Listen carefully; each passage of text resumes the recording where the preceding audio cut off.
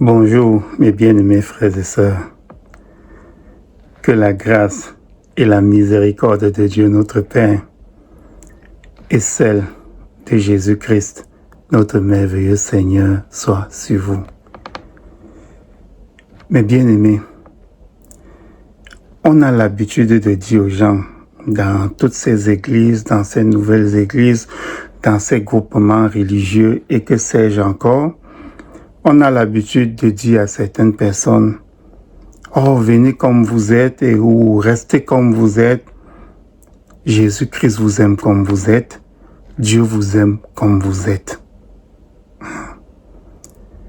Moi, quand j'entends ce genre d'assertion, ce genre de déclaration, ça me fait mal. Ça me fait mal tout simplement parce que je vois des déclarations qui vont faire mal à certaines personnes. Est-ce que c'est ce que la parole de Dieu dit? Est-ce que Jésus-Christ a jamais dit aux personnes qu'il abordait: restez comme vous êtes, je vous aime comme vous êtes? Est-ce que Jésus-Christ disait cela?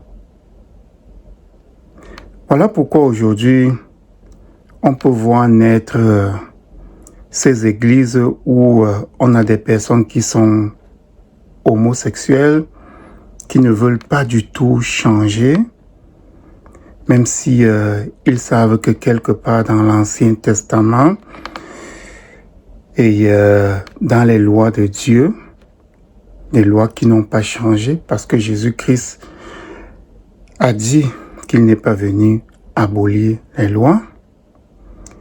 Et ces mêmes lois où dans la lettre aux Romains, au chapitre 1, l'apôtre Paul parle de cette homosexualité-là, comme pour dire que même dans le Nouveau Testament, on parle de l'homosexualité, qui est quelque chose qui n'est pas agréé par Dieu.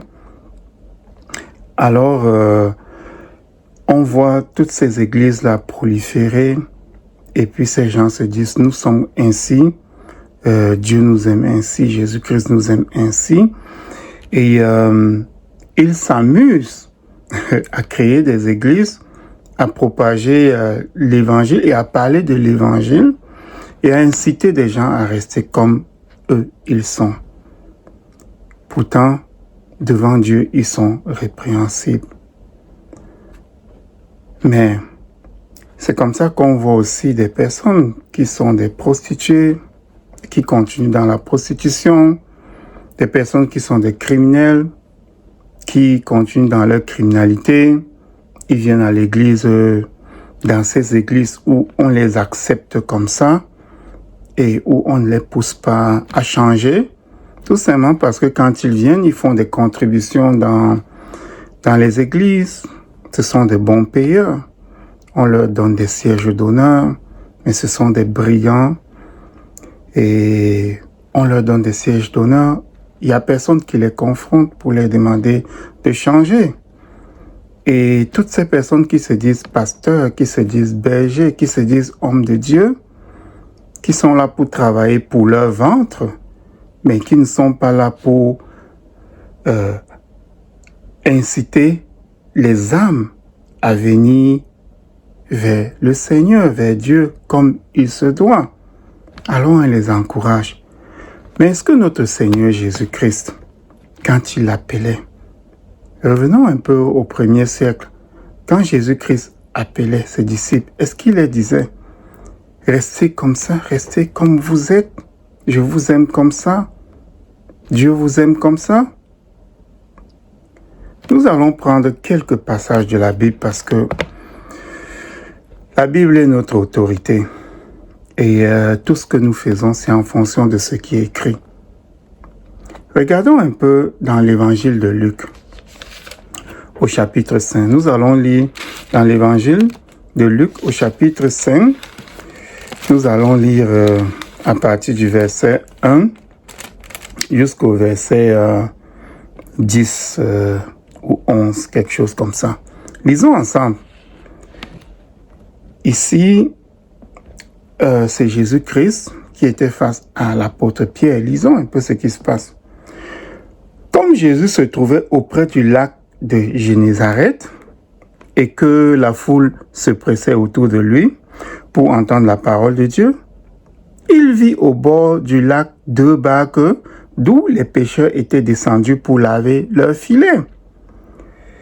Il monta dans l'une de ces barques qui était à Simon et il le pria de s'éloigner un peu de terre.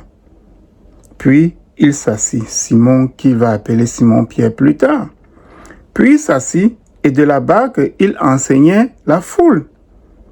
Et lorsqu'il eut cessé de parler, il dit à Simon, « Avance en pleine eau et jetez vos filets pour pêcher. » Simon lui dit, « Maître, nous avons travaillé toute la nuit sans rien prendre, mais sur ta parole, je jetterai le filet. » L'ayant jeté, il prit une grande quantité de poissons et leur filet se rompait. Il fit signe à leurs compagnons qui étaient dans l'autre barque de venir les aider. Il vint et il remplit les 2 barques au point qu'elles s'enfonçaient. Quand il vit cela, Simon-Pierre tomba aux genoux de Jésus et dit, « Seigneur, retire-toi de moi, parce que je suis un homme pécheur. » Car l'épouvante l'avait saisi, lui et tous ceux qui étaient avec lui, à cause de la pêche qu'ils avaient faite. Il en était de même de Jacques et de Jean, fils de Zébédée, les associés de Simon. Alors Jésus dit à Simon, « Ne crains point, désormais tu seras pêcheur d'hommes. » Est-ce que vous comprenez? Il ne lui dit pas, « Oh non, reste comme tu es. Tu m'as dit que tu étais un pécheur. Hein? Non, reste pécheur. » Non, Jésus lui dit, « Désormais, tu seras pécheur d'hommes. » Il est en train d'introduire ici le changement qu'il va faire en Pierre. Pierre qui va partir d'un homme pécheur pour être un pécheur d'hommes. Vous voyez le changement. Il ne dit pas à Pierre, reste comme tu es, un pécheur. Non, il annonce le changement. Si nous allons un peu plus loin, dans un autre passage de l'évangile de Luc, au chapitre 22, on va aller au chapitre 22, le verset 31, chapitre 22, le verset 31. Ici, on voit ceci. C'est encore notre Seigneur Jésus-Christ qui parle à Simon-Pierre. Il lui dit, « Simon, Simon, Satan vous a réclamé pour vous cribler comme le froment. Mais j'ai prié pour toi afin que ta foi ne défaille point.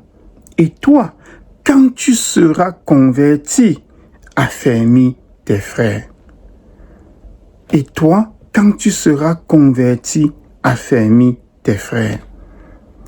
Donc, Jésus avait le projet de convertir Simon pour qu'ensuite il affermisse ses frères.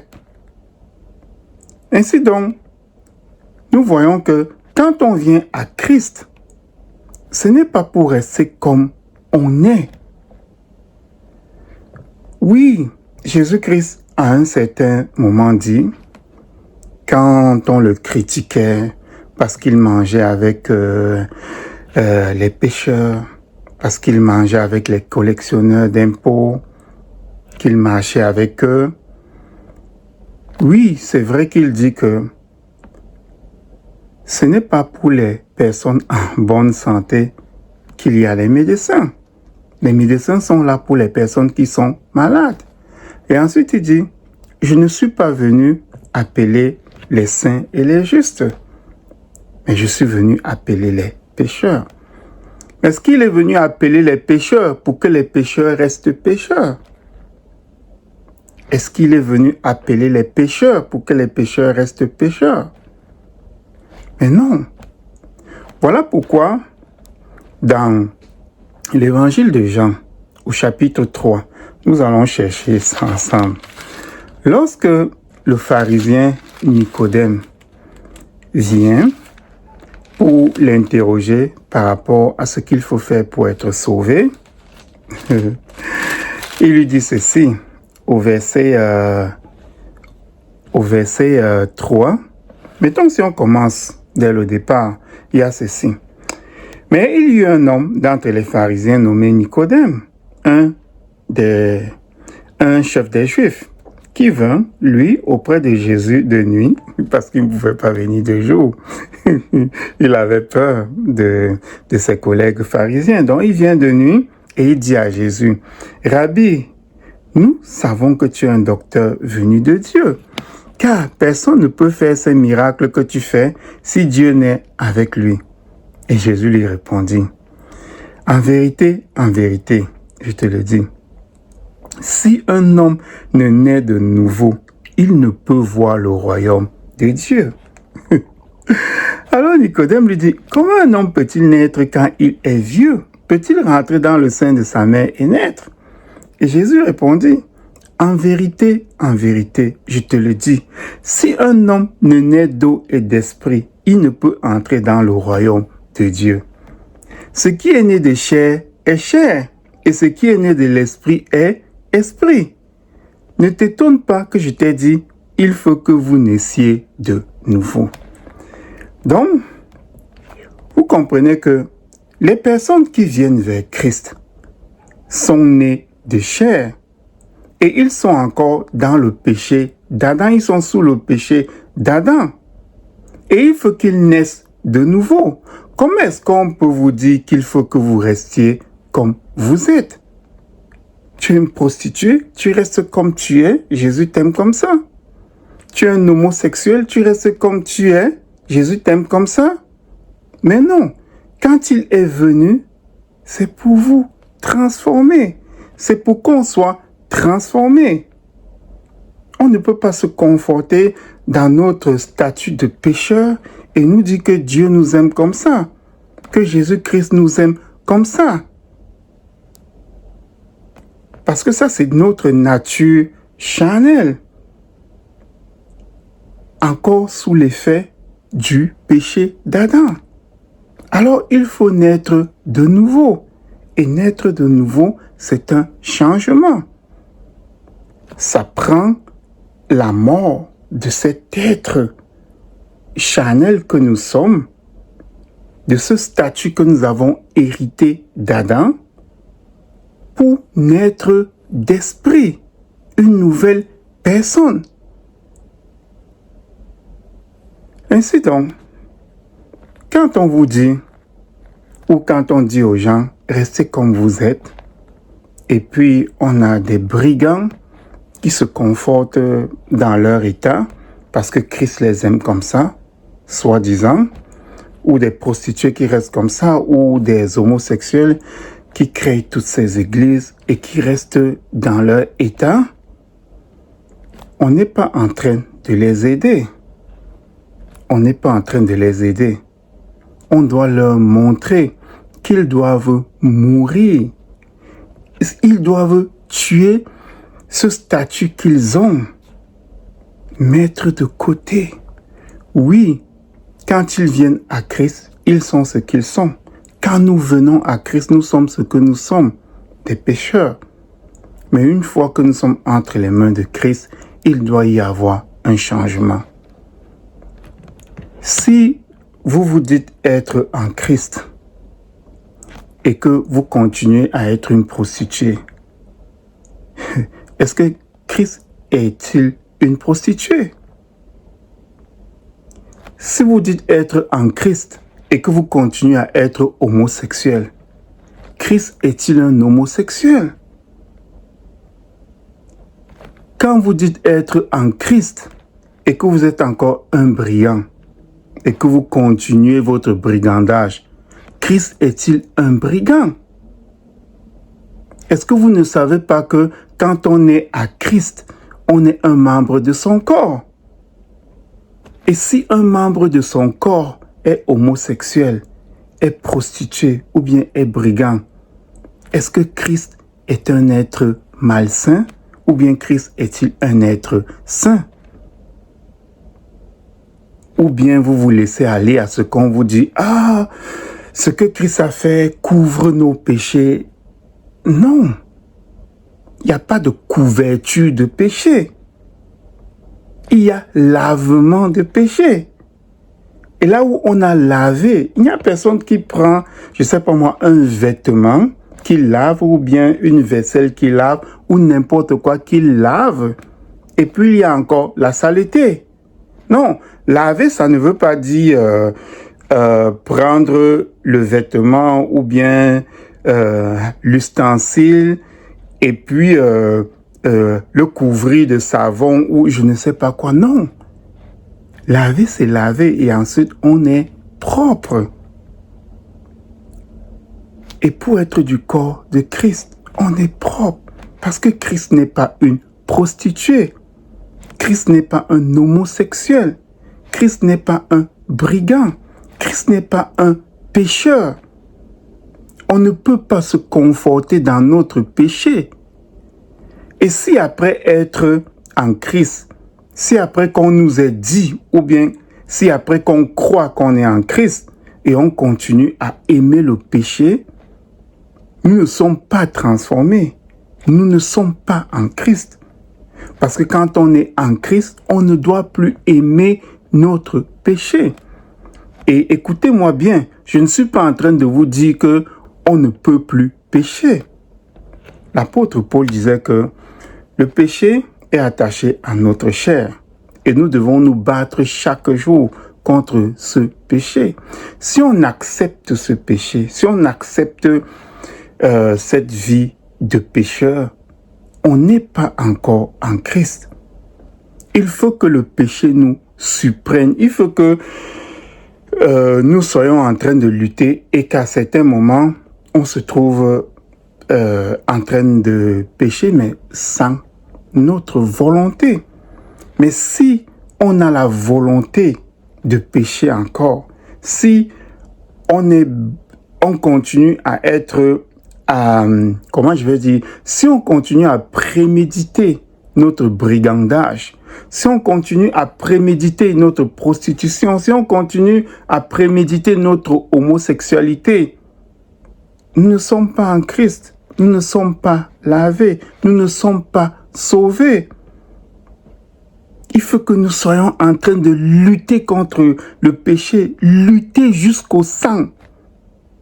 Lutter jusqu'au sang. Oui, mes bien-aimés frères et sœurs, nous ne devons pas continuer à être ce que nous sommes, entre parenthèses, après avoir accepté Christ ou après nous être approchés de Christ. Nous devons voir le changement. Et si nous ne voyons pas le changement, posons-nous sérieusement la question si nous sommes vraiment en Christ. Non. Si quelqu'un vous dit Dieu vous aime ou Christ vous aime comme vous êtes dans votre état de pécheur, dites-lui que il y a quelque chose qui ne va pas. Parce que si Dieu nous aimait comme ça, il n'aurait pas institué la nouvelle naissance. Christ n'aurait pas dit à Pierre, quand Pierre se plaignait d'être un pécheur, Christ ne lui aurait pas dit, je ferai de toi un pécheur d'homme. Donc je te transformerai. Christ ne lui aurait pas dit, quand tu seras converti. Donc oui, dans un départ, venez comme vous êtes des pécheurs, mais ne restez pas des pécheurs. Ne restez pas des pécheurs. Par la prière, par des supplications, par des jeûnes, implorez le Seigneur afin que il vous change, afin qu'il vous transforme. Non, mes bien-aimés frères et sœurs, on ne doit pas rester comme on est. Quand on est appelé, on doit changer, on doit être transformé. Donc si quelqu'un vous dit encore, Christ vous aime comme vous êtes, comme pécheur, pour vous encourager de rester dans l'état où vous êtes, cette personne ne vous aime pas. Qu'est-ce que cette personne est en train de chercher? Si c'est un pasteur, peut-être qu'il veut que vous veniez dans son église pour contribuer dans les dîmes pour sa gloire personnelle. Mais cette personne ne veut pas le bien de votre âme. Parce que si cette personne, que ce soit un pasteur, un prophète, ou bien un homme de Dieu, ou je ne sais pas qui, si cette personne-là se soucie de votre âme, cette personne va vous dire, changez. Parce que on n'est pas en Christ sans la transformation qui nous fait être un membre du corps de Christ. On n'est pas en Christ tel qu'on tant et aussi longtemps qu'on reste en Adam. On ne peut pas être en Christ. Voilà, mes bien-aimés frères et sœurs. Si donc quelqu'un vous dit, restez comme vous êtes, brigand, prostitué, homosexuel, parce que Christ vous aime comme ça, il vous a appelé comme ça et il vous aime comme ça. Dites à cette personne, tu n'aimes pas mon âme. Tu n'aimes pas mon âme. Ensuite, priez, jeûnez, implorez, afin que Christ envoie son esprit en vous et que vous naissiez de cet esprit-là et que vous naissiez de nouveau. Soyez bénis, mes bien-aimés frères et sœurs.